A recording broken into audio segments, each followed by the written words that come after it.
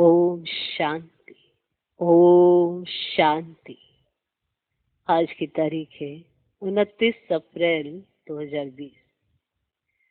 साकार महावाक्य बाबा कहते, मीठे बच्चे, तुम्हारा ये ब्राह्मण कुल बिल्कुल निराला है। तुम्हारा ये ब्राह्मण कुल बिल्कुल निराला है। तुम ब्राह्मण ही नॉलेजफुल हो। तुम ब्राह्मण ही नॉलेजफुल हो। तुम ज्ञान विज्ञान और अज्ञान को जानते हो। तुम ज्ञान विज्ञान और अज्ञान को जानते हो। नॉलेजफुल माना जिसे सब पता हो, और हमें बाप के द्वारा सब पता चला है।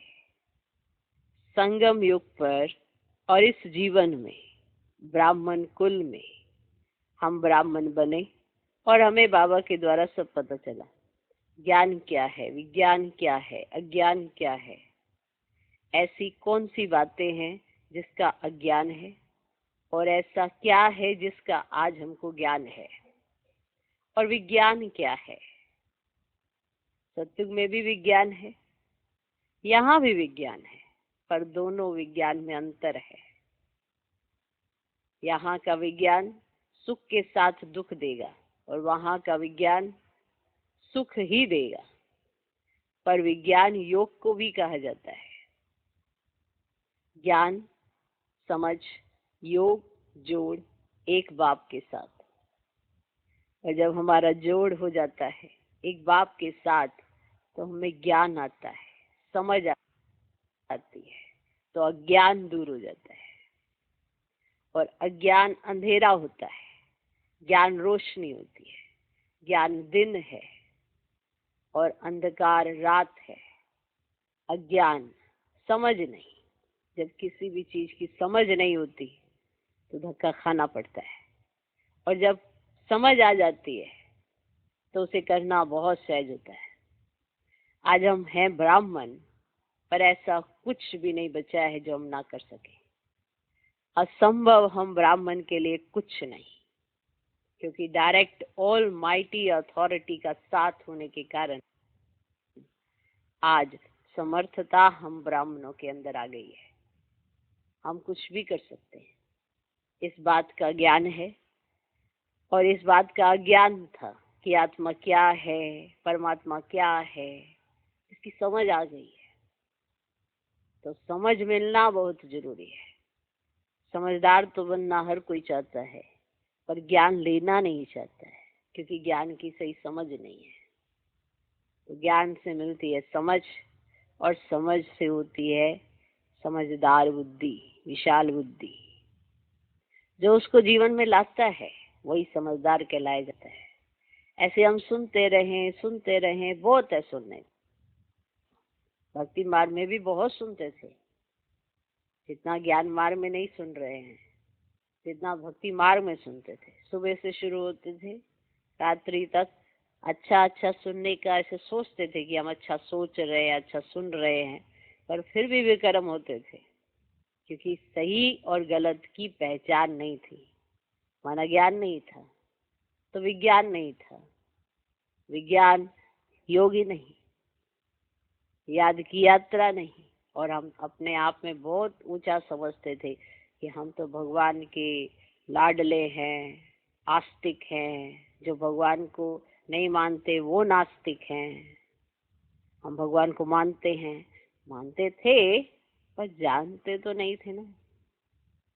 ऐसे मानते रहना, ऐसे पूरे विश्व में हर कोई मानता है, पर उसको मान कर फिर जान लेना, पहचान लेना, और फिर उसका कहना मान लेना, इसमें हम सब नंबरवार हैं।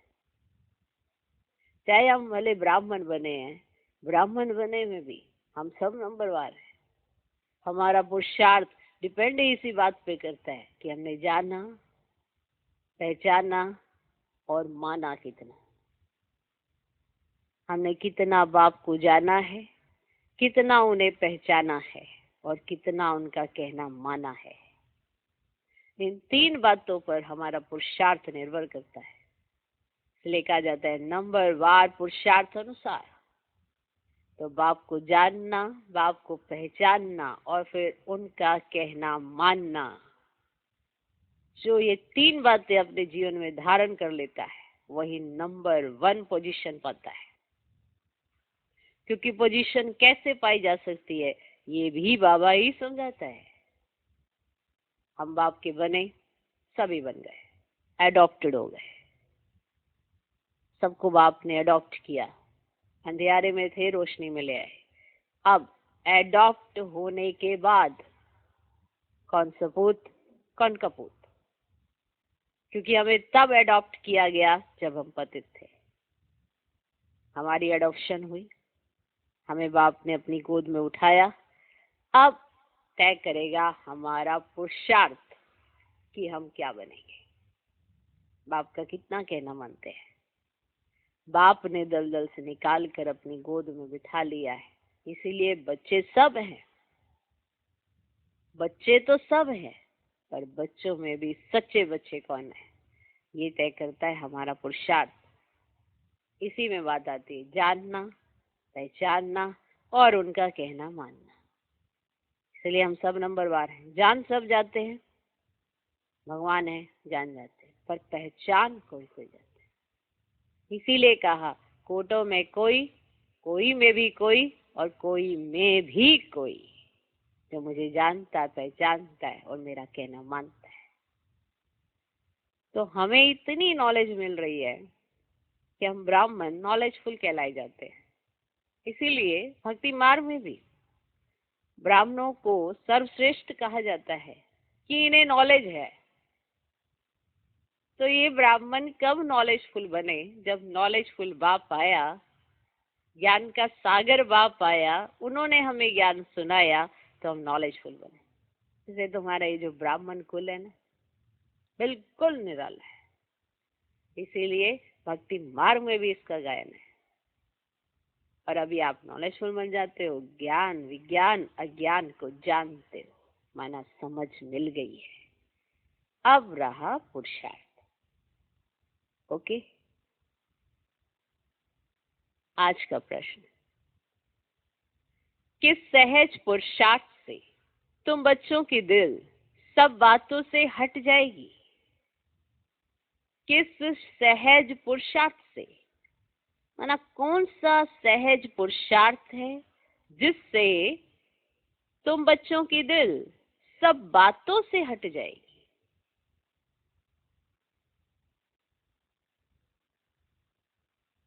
सब बातों से हट जाएगी। क्योंकि मनुष्य क्या होता है कि बन तो जाता है बाप का, पर बातों में दिल बड़ी लगी होती है। ये जो बातें है ना कहीं लक्ष्य से दूर कर देती है। अब है तो सबके पास 24 घंटे ही, अब वो कहाँ यूटिलाइज किए गए हैं ये सब अपना अपना चेक कर सकता है। 4 घंटे बातों में, बातों में ही बातों में।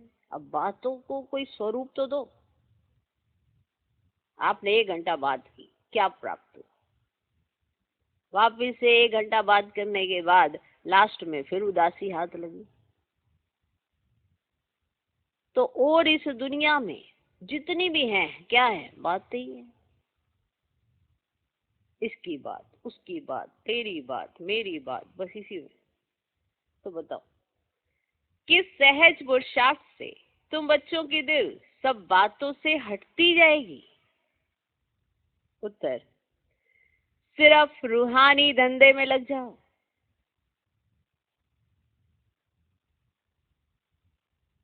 सिर्फ रूहानी धंधे में लग जाओ। जितना जितना रूहानी सर्विस करते रहेंगे, जितना जितना रूहानी सर्विस करते रहेंगे, उतना और सब बातों से स्वतः दिल हटती जाएगी। अभी देखो, जैसे बाबा ये कहते हैं ना, आप करो फिर देखो परिवर्तन। अब कहाँ हटती जाएगी? आप सबको मालूम है कि हमारा इंटरेस्ट है बातों में। तो अभी रूहानी सर्विस क्या? मनसा सेवा करनी है, मनसा शांत रखनी है, मनसा में व्यर्थ नहीं लाने। तभी तो ये फालतू की बातें, इसने ऐसा कहा, उसने वैसा कहा, उसने ऐसा कहा, बस उससे दिल हट जाएगी। किसने कैसा भी कहा, कोई बात नहीं। अभी हमें करना क्या है वो देखें। ठीक, जितना जितना रूहानी सर्विस करते रहेंगे उतना और सब बातों से स्वतः दिल हटती जाएगी। राजाई लेने के पुरुषार्थ में लग जाएंगे। राजाई लेने के पुरुषार्थ में लग जाएंगे। परंतु रूहानी सर्विस के साथ साथ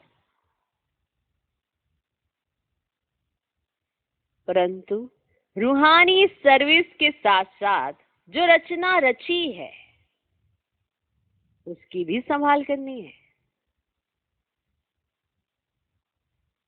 परंतु रूहानी सर्विस के साथ साथ जो रचना रची है उसकी भी संभाल करनी है।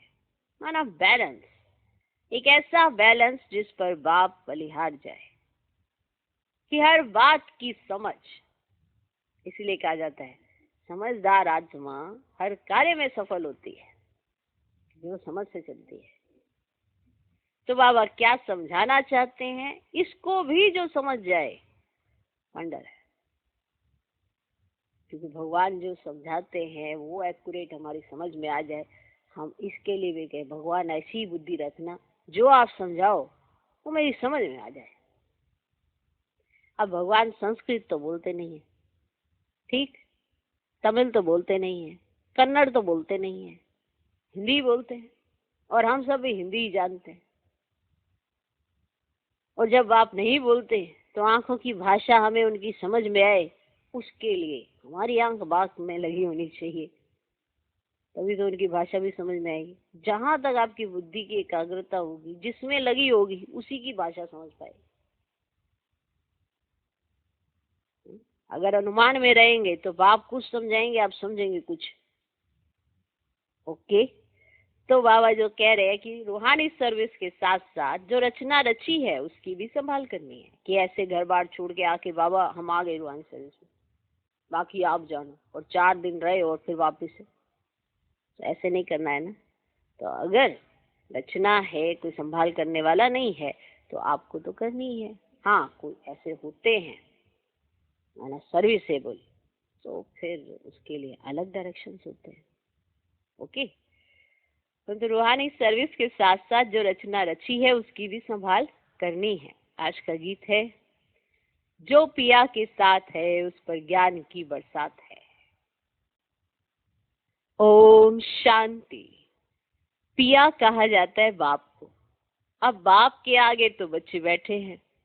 बच्चे जानते हैं हम कोई साधु सन्यासी आदि के आगे नहीं बैठे हैं। वह बाप ज्ञान का सागर है, ज्ञान से ही सदगति होती है। कहा जाता है ज्ञान, विज्ञान और अज्ञान। विज्ञान अर्थात देही अभिमानी बनना। विज्ञान अर्थात देही अभिमानी बनना, याद की यात्रा में रहना। और ज्ञान अर्थात सृष्टि चक्र को जानना। विज्ञान अर्थात देही अभिमानी बनना, याद की यात्रा में रहना। और ज्ञान अर्थात सृष्टि चक्र को जानना। ज्ञान, विज्ञान और अज्ञान, इसका अर्थ मनुष्य बिल्कुल नहीं जानते हैं। अभी तुम और संगम योगी ब्राह्मण, तुम्हारा ये ब्राह्मण कुल निराला है, उनको कोई नहीं जानते। शास्त्रों में ये बातें है ही नहीं कि ब्राह्मण संगम पर होते हैं। ये भी जानते हैं प्रजापिता ब्रह्मा होकर गया है, उसको आदि देव कहते हैं। आदि देवी जगदम्बा, वह कौन है ये भी दुनिया नहीं जानती। जरूर ब्रह्मा की मुख वंशावली ही होगी, वह कोई ब्रह्मा की स्त्री नहीं ठहरी। एडॉप्ट करते हैं ना, तुम बच्चों को भी एडॉप्ट करते हैं। ब्राह्मणों को देवता नहीं कहेंगे। यहाँ ब्रह्मा का मंदिर है, वह भी मनुष्य है ना। ब्रह्मा के साथ सरस्वती भी है, फिर देवियों के भी मंदिर हैं, सभी यहाँ के ही मनुष्य हैं ना। मंदिर एक का बना दिया है, प्रजापिता की तो ढेर प्रजा होगी ना, अब बन रही है। प्रजापिता ब्रह्मा का कुल वृद्धि को पा रहा है, हैं एडॉप्टेड धर्म के बच्चे। अब तुमको बेहद के बाप ने धर्म का बच्चा बनाया, पॉइंट है। अब तुमको बेहद के बाप ने धर्म का बच्चा बनाया, इसलिए आपका जो भी शरीर के नाते कोई भी धर्म हो, अब आपका धर्म बदली हो गया है। अब आप ब्राह्मण कुल में हो। अब तुमको बेहद के बाप ने, जो भी बाबा का ज्ञान लेता है तो क्या बन जाता है? धर्म का बच्चा, माना बेहद के बाप के धर्म का बच्चा, माना एडॉप्ट कर लिया जाता है। ब्रह्मा भी बेहद के बाप का बच्चा ठहरा। इनको भी वर्षा उनसे मिलता है, इनको भी वर्षा उनसे मिलता है। तुम पोतरे पोतरियों की भी वर्षा उनसे मिलता है। शिव बाबा है बाप, ये हैं उनके बच्चे, और हम हैं इनके मुखवंशावली, तो हम हो गए इनके बच्चे, और फिर शिव बाबा के पोतरे पोतरियां। वंडरफुल है, हम शिव बाबा के पोतरे पोतरियां हैं, बड़े लाडले हैं। तुम पोतरे पोतरियों को भी वर्षा उनसे मिलता है। ज्ञान तो कोई के पास है नहीं, क्योंकि ज्ञान का सागर एक है। वह बाप जब तक ना आए तब तक किसकी सदगति होती नहीं। अभी तुम भक्ति से ज्ञान में आए हो सदगति के लिए। सत्य को कहा जाता है सदगति, और कलयुग को कहा जाता है दुर्गति, क्योंकि रावण का राज्य है। सदगति को राम राज्य भी कहते हैं, सूर्यवंशी भी कहते हैं। यथार्थ नाम सूर्यवंशी चंद्रवंशी है। बच्चे जानते हैं हम ही सूर्यवंशी कुल के थे, फिर 84 जन्म लिए। ये नॉलेज कोई शास्त्रों में हो ही नहीं सकती, क्योंकि शास्त्र है ही भक्ति मार्ग के लिए। वह तो सब विनाश हो जाएंगे। यहाँ से जो संस्कार ले जाएंगे वहां वे सब बनाने लग पड़ेंगे, है ना। यहाँ जो बनाने के संस्कार होंगे ना, ये निर्माण करने के, तो वहां पर ये संस्कार ले जाएंगे, बनाने लग जाएंगे। तुम्हारे में भी संस्कार भरे जाते हैं राजाई के। तुम राजाई करेंगे, और वह साइंसदान फिर उस राजाई में आकर जो हुनर सीखते हैं वही करेंगे। क्लियर? उनके पास वो हुनर है, वो विद्या है, जिससे वो वहां आएंगे, वो चीजें बनाएंगे। तो वह हुनर सीखते हैं, और अभी उन्होंने सीखा हुआ है तो वहां पे वो निर्माण करेंगे। जाएंगे जरूर सूर्यवंशी चंद्रवंशी राजाई में, उनमें है सिर्फ साइंस की नॉलेज। वे उसके संस्कार ले जाएंगे, है ना। साइंस के संस्कार वो आत्माएं ले जाएंगी, और फिर वहां पर साइंस से वो बनाएंगे। इसलिए सत्युग में भी साइंस है, और वो रिफाइन साइंस है। तो जिसको रिफाइन साइंस के बारे में यहाँ पे नॉलेज होगी, वो आत्माएं वहां जाएंगी, वहां निर्माण करेंगी। वह भी संस्कार है, वह भी पुरुषार्थ करते हैं। उनके पास वह इल्म है, माना साइंस की विद्या, इल्म है उनके पास। तुम्हारे पास दूसरा कोई इल्म नहीं है। तुम बाप से राजाई लेंगे, धंधे आदि में तो वे संस्कार रहते हैं ना, इतनी खिटपिट रहती है। परंतु जब तक वानप्रस्थ अवस्था नहीं हुई है तो घर बार की संभाल भी करनी है, नहीं तो बच्चों की कौन संभाल करेंगे। यहाँ तो नहीं आकर बैठेंगे। ऐसे कहते हैं जब हम इस धंधे में पूरी रीति लग जाएंगे फिर वह छूट सकता है। साथ में रचना को भी जरूर संभालना पड़ता है। हाँ, कोई अच्छी रीति रूहानी सर्विस में लग जाते हैं, फिर उनसे जैसे दिल उठ जाएगी। जो अच्छी रीति रूहानी सर्विस में लग जाते हैं, फिर उनसे दिल उठ जाएंगे, समझेंगे जितना टाइम इस रूहानी सर्विस में देवे उतना अच्छा है। बाप आए हैं पति से पावन बनने का रास्ता बताने, तो बच्चों को भी यही सर्विस करनी है। हर एक का हिसाब देखा जाता है, माना हर एक को नहीं कहा जा सकता कि आप इस रूहानी सर्विस में लग जाएं या ऐसा कर लें, तो वो सबका हिसाब देखा जाता है। बेहद का बाप तो केवल पति से पावन बनने की मत देते हैं, वे पावन बनने का ही रास्ता बताते हैं। बाकी ये देख रेख करना, राय देना, इनका धंधा हो जाता है। आई बात समझ में? कि आपके घर परिवार में अगर आपको राय चाहिए या कुछ भी ऐसे सलाह मशवरा चाहिए होता है तो वो किनका धंधा है? इनका, शिव बाबा का नहीं, क्योंकि शिव बाबा का तजुर्बा नहीं है घर बार संभालने, वो शिव बाबा का नहीं है। वंडरफुल बातें हैं। बाकी ये देख रेख करना, राय देना, इनका धंधा हो जाता है। शिव बाबा कहते हैं मेरे से कोई बात धंधे आदि की नहीं पूछनी है। किसने कहा?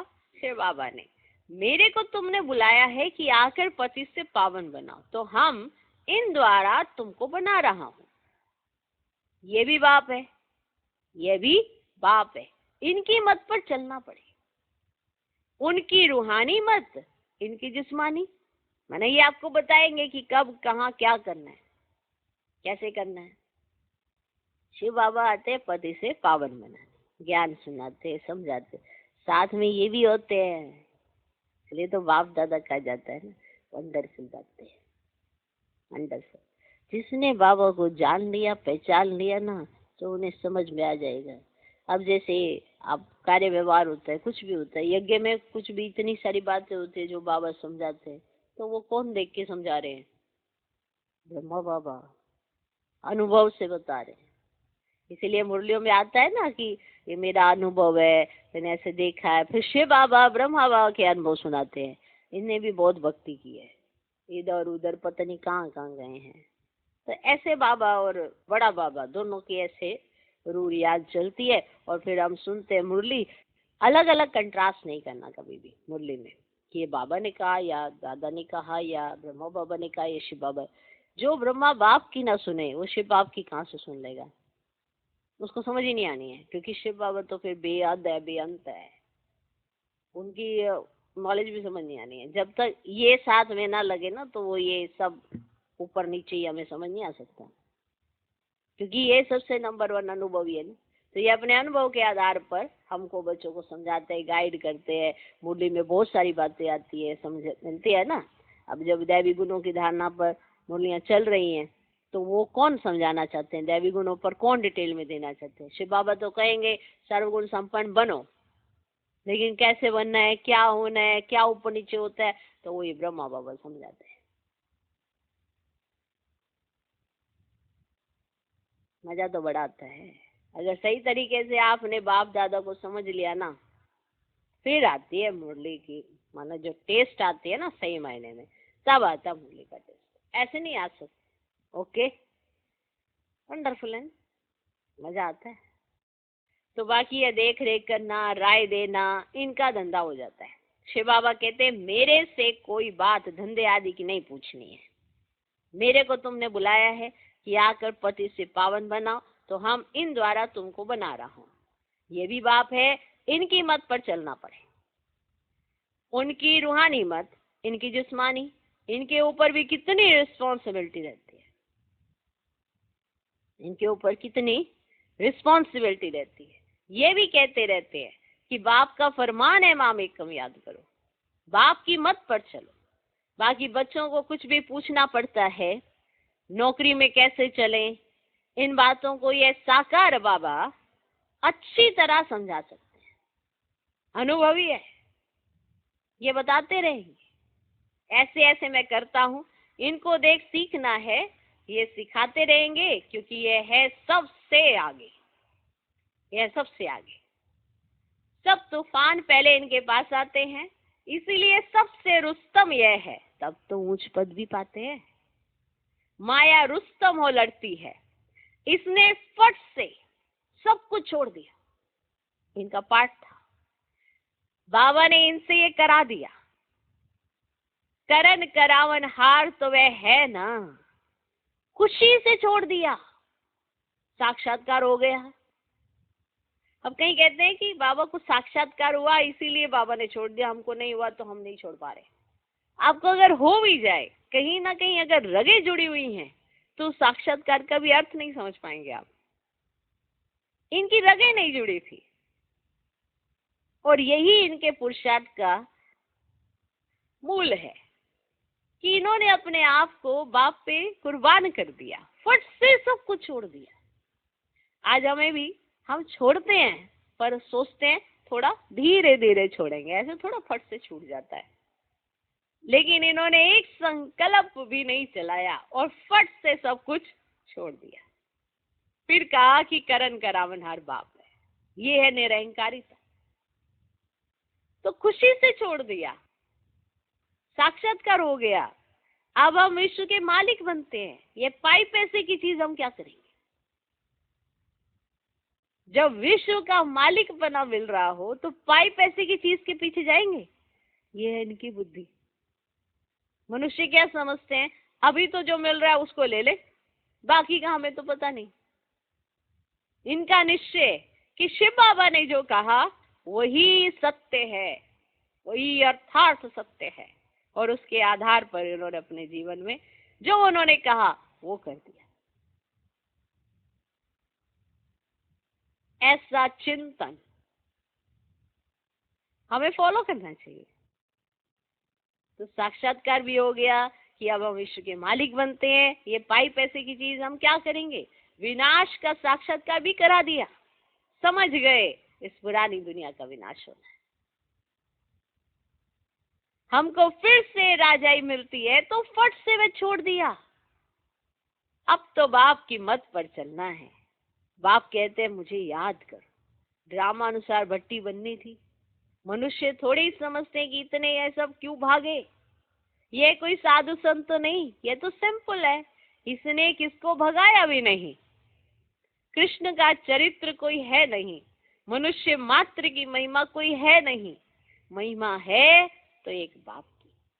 बस बाप ही आकर सबको सुख देते हैं, तुमसे बात करते हैं। तुम यहाँ किसके पास आए हो? तुम्हारी बुद्धि वहां भी जाएगी, यहाँ भी, क्योंकि जानते हो शिव बाबा रहने वाला वहां का है, अभी इनमें आए हैं, तो दोनों तरफ जाएगी ना बुद्धि। तुम्हारी बुद्धि परमधाम भी जाएगी और मधुबन में भी आएगी, क्योंकि शिव बाबा मधुबन में ब्रह्मा तन में आए हैं तो उनमें भी आएगी, तो दोनों तरफ जाएगी। तो बाप से हमको स्वर्ग का वर्षा मिलना है। कलयुग के बाद जरूर स्वर्ग आएगा।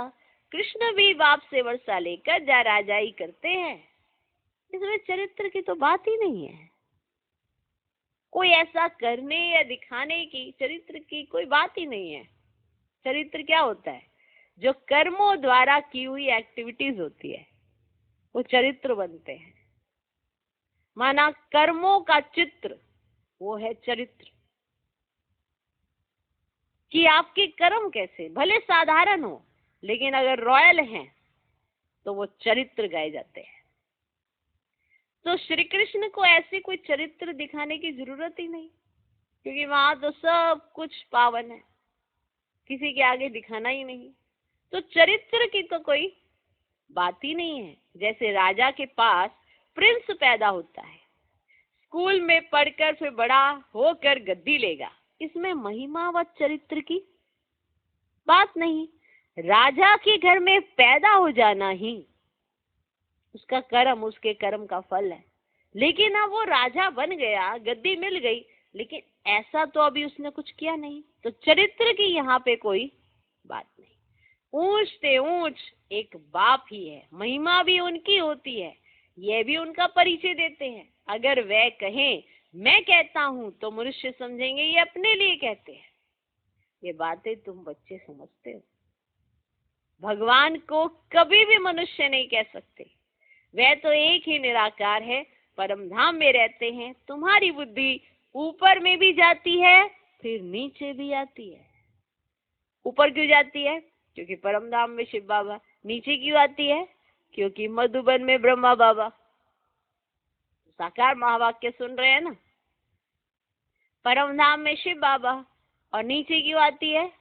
क्योंकि मधुबन में ब्रह्मा बाबा और उनके तन में आते शिव बाबा।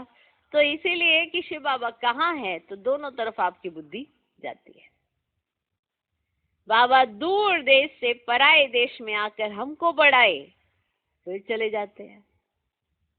खुद कहते हैं मैं आता हूं सेकंड में, देरी नहीं लगती है। आत्मा भी सेकंड में एक शरीर छोड़ दूसरे में जाती है, कोई देख ना सके। आत्मा बहुत तीखी है, गाया भी हुआ है, सेकंड में जीवन मुक्ति। रावण राज्य को जीवन बंद राज्य कहेंगे। बच्चा पैदा हुआ और बाप का वर्षा मिला, तुमने भी बाप को पहचाना और स्वर्ग के मालिक बने। फिर उसमें नंबरवार मर्तबे हैं पुरुषार्थ अनुसार। तुमने भी बाप को पहचाना और स्वर्ग के मालिक बने। फिर उसमें नंबरवार मर्तबे हैं पुरुषार्थ अनुसार।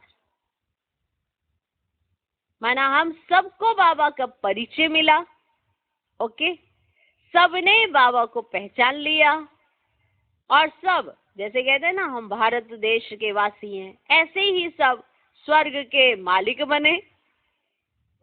ठीक, और फिर मर्तबा क्या मिलेगा, पोजीशन क्या मिलेगी, वो होगा पुरुषार्थ। तुमने भी बाप को पहचाना और स्वर्ग के मालिक बने। फिर उसमें नंबरवार मर्तबे पुरुषार्थ अनुसार। बाप बहुत अच्छी रीति समझाते रहते हैं, बहुत अच्छी रीति समझाते। दो बाप हैं, एक लौकिक और एक पारलौकिक। गाते भी हैं, दुख में सिमरन सब करें, सुख में करे ना कोई। तुम जानते हो हम भारतवासियों को जब सुख था तो सिमरन नहीं करते थे। अब सतयुग में सुख था तो आप सिमरन नहीं करते थे। फिर हमने 84 जन्म लिए। आत्मा में खाद पड़ती है तो डिग्री कम होती जाती है। 16 कला संपूर्ण, फिर 2 कला कम हो जाती है। कम पास होने कारण राम को बाण दिखाया है, बाकी कोई धनुष नहीं तोड़ा है, ये एक निशानी दे दी है। ये है सब भक्ति मार्ग की बातें। भक्ति में मनुष्य कितना भटकते हैं। अब तुमको ज्ञान मिलता है तो भटकना बंद हो जाता है। अब तुमको मिला ज्ञान तो तुम्हारी भटकन होगी दूर, खत्म। मिल गया ज्ञान तो भटकना बंद हो जाता है। हे शिव बाबा कहना ये पुकार का शब्द है। हे शिव बाबा, हे भगवान, हे बाबा, ऐसे कहना ये पुकार का शब्द है।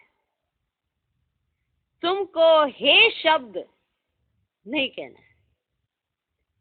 हे भगवान कहना भी भक्ति की आदत है। बाबा ने थोड़ी कहा है हे भगवान कहकर याद करो, अंतर्मुख हो मुझे याद करो। सिमरन भी नहीं करना है,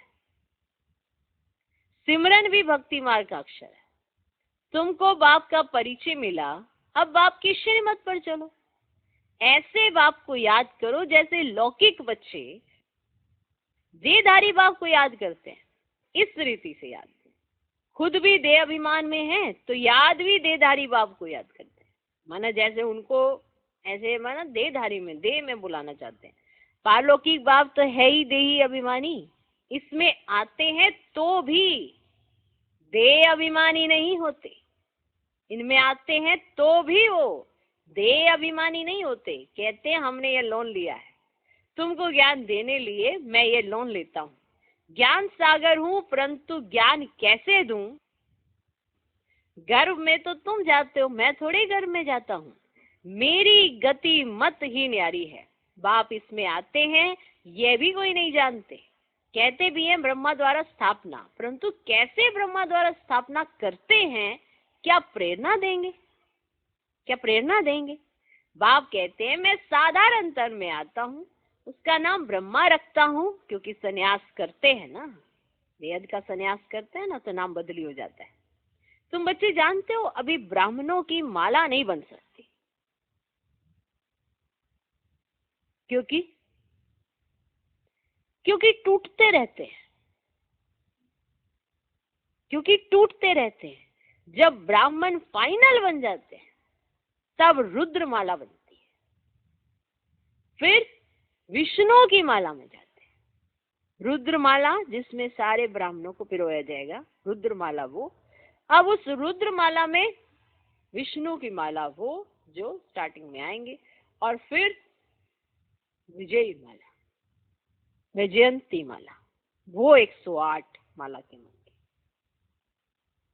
ओके, रुद्र माला क्या जिसमें 33 करोड़, विष्णु की माला क्या जिसमें 9 लाख, और विजयी माला क्या, जिसमें 108, और अष्टरत्न का वो क्या, जिसमें 8। तो ये सब कैसे ऐसे इनको वरदान मिले हुए थे?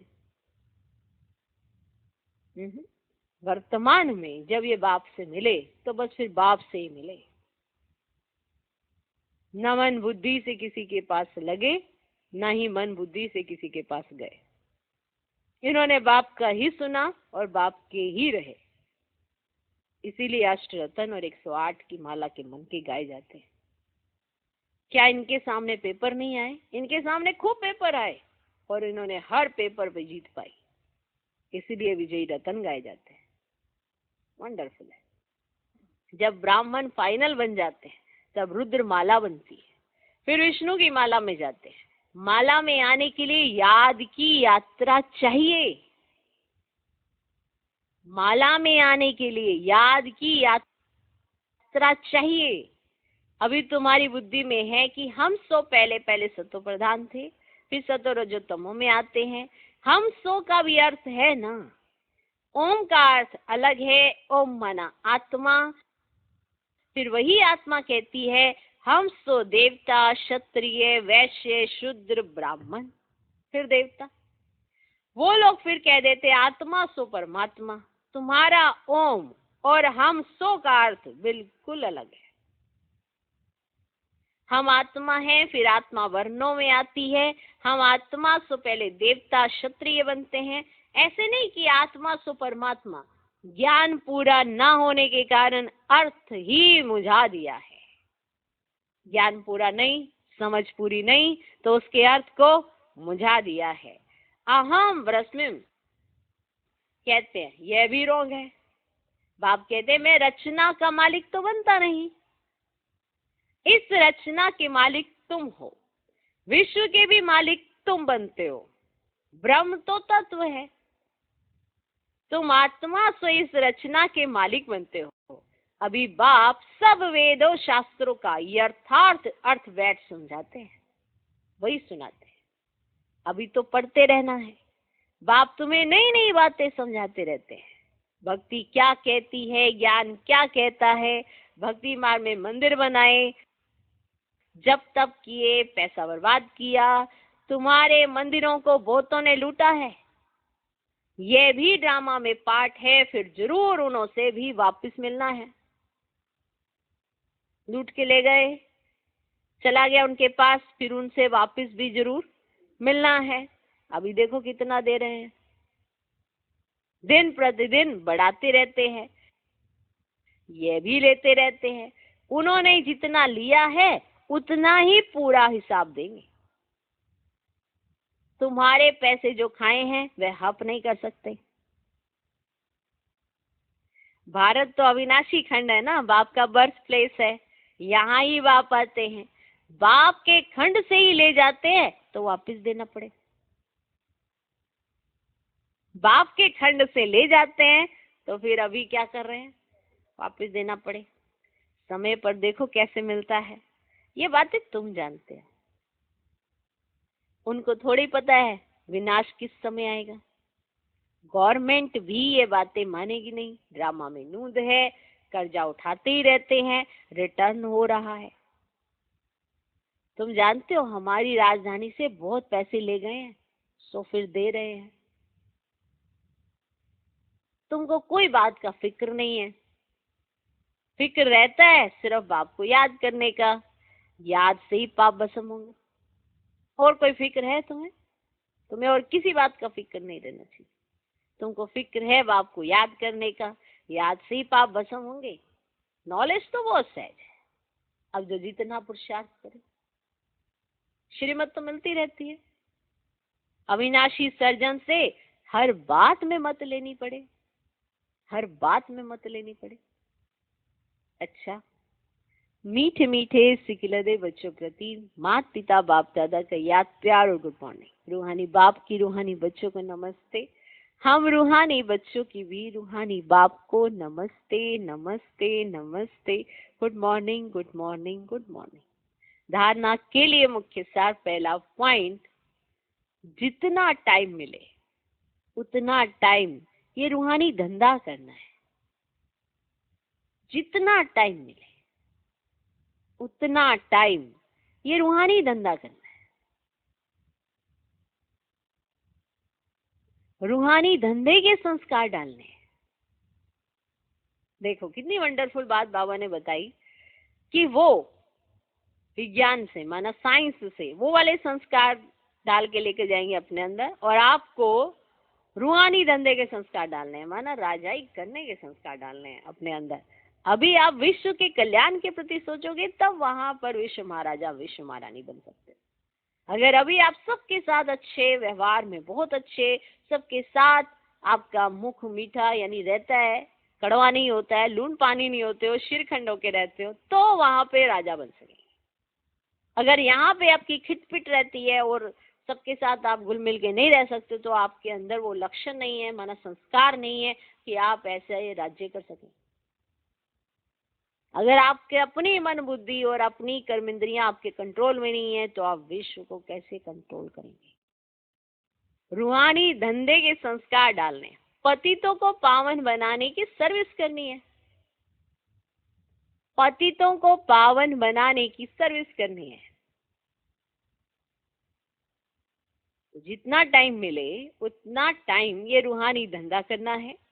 रूहानी धंधे के संस्कार डालने हैं, पतितों को पावन बनाने की सर्विस करनी है। दूसरा पॉइंट, अंतर्मुखी बन बाप को याद करना है। अंतर्मुखी बन बाप को याद करना है। मुख से हे शब्द नहीं निकालना है। मुख से हे शब्द नहीं निकालना है। जैसे बाप को अहंकार नहीं, ऐसे निरअहंकारी बनना है। जैसे बाप को अहंकार नहीं, अंतर्मुखी बन बाप को याद करना है।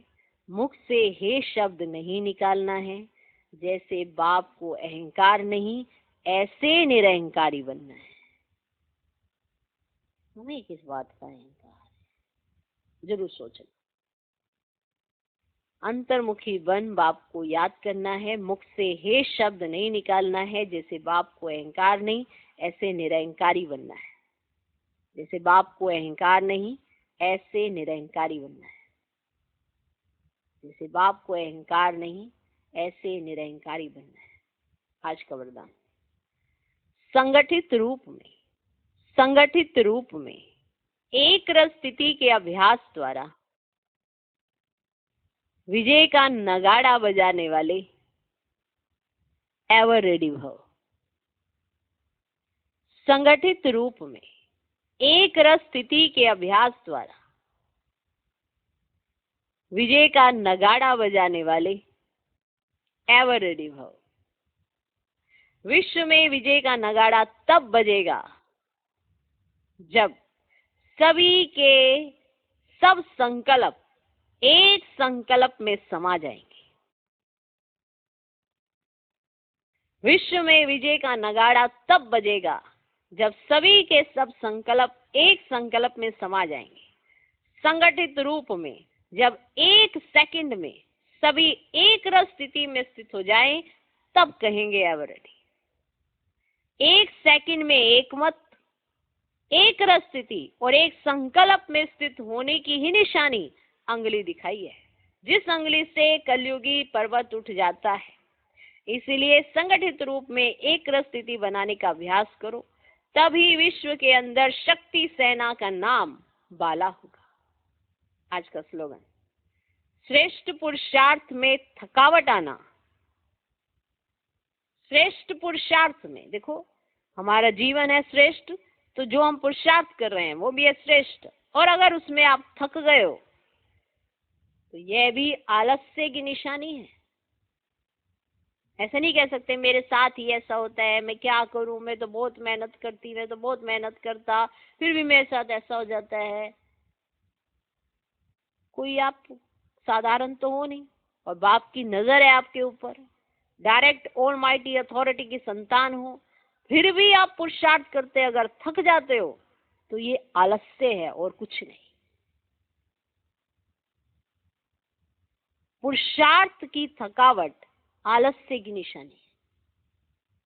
और वो भी इतना श्रेष्ठ पुरुषार्थ कि आत्मा को अपने आप ये लगन लगती है कि मुझे पुरुषार्थ करना चाहिए, क्योंकि आत्मा आई है घर से, एक ही स्थान से आए हो, एक को तो लगन है, दूसरे को नहीं। क्यों? क्योंकि एक को आलस्य है, दूसरे को नहीं है। तो आलस्य ही आपको पुरुषार्थ से दूर करता है। और आप सोच लेते हैं कि मैं क्या करूं, मैं तो बहुत मेहनत करती, मैंने बहुत मेहनत करी है। आप किस टाइप की मेहनत कर रहे हैं? किस तरह की मेहनत कर रहे हैं? आपकी विधि गलत है। आप बहुत सिंपल चीज को कॉम्प्लिकेटेड बनाए जा रहे हो और फिर आप सोचते हो कि ये कार्य क्यों नहीं हो रहा। आपने इतनी कॉम्प्लिकेशन क्यों डाली है पुरुषार्थ में? है तो नहीं। बाप ने क्या डिमांड किया आपसे? ऐसा क्या डिमांड कर लिया? ऐसा कुछ करने के लिए कह दिया है जिसमें शारीरिक बल बहुत लगता हो और आपके पास क्षमता ना हो? आत्मिक बल से ही तो पुरुषार्थ होता है। और आत्मा को जागृति आई है कि मैं कौन हूं, तो आत्मा की जागृति आने से आत्मिक बल उसके अंदर आ गया। वो भी मिल भी रहा है डायरेक्ट परमात्मा से। कमजोरी कहाँ है? कमजोरी है ये आलस्य और अलबेलापन। ये आपको आपके पुरुषार्थ से दूर करता है। यहां आप देखना नहीं चाहते। कहीं सोचते हैं हम सुबह उठ जाते हैं, बड़ी मेहनत है भाई, सारी दुनिया सो रही होती है, हम उठ रहे हैं। तो उन्होंने ये सोच लिया ये मेहनत है। अगर ये देखा जाए कि ये तो आपका संस्कार होना चाहिए, क्योंकि आप तो एकदम स्टार्टिंग की आत्मा है। तो आपको अगर लगता है कि आप सत्युग में आना चाहते हैं, तो स्टार्टिंग की आत्मा तो स्टार्टिंग में ही उठेगी, जल्दी ही उठेगी। हम बीज नहीं ढूंढ रहे हैं, बीज है आलस्य, अलबेलापन। ओम शांति।